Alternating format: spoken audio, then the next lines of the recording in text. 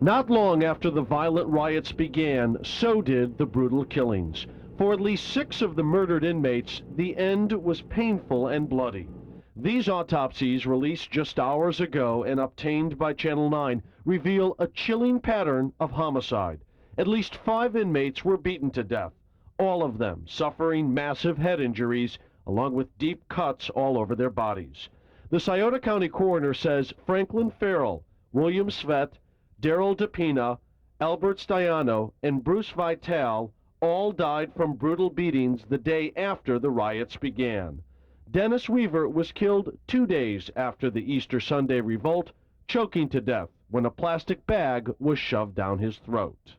The coroner's report on inmate Dennis Weaver determined the cause of death to be asphyxiation by cervical ligature and asphyxiation by gagging.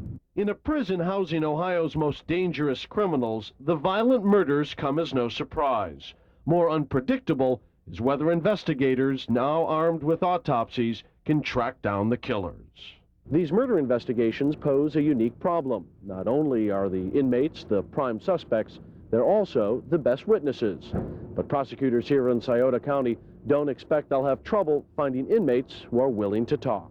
You might have, and we have had, inmates coming forward and wanting to testify because they're angered. If we have a fair number of inmates out at SOCF who were not involved in this, didn't want to be involved in this, but because of it, I mean, they're being punished indirectly, you know, by being locked down, having a number of their privileges which they would be normally enjoying taken away from them.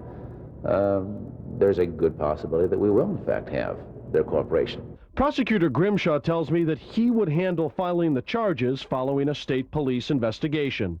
Ironically, any of the inmates convicted of murder could face the death penalty and end up on the state's death row, located inside Lucasville.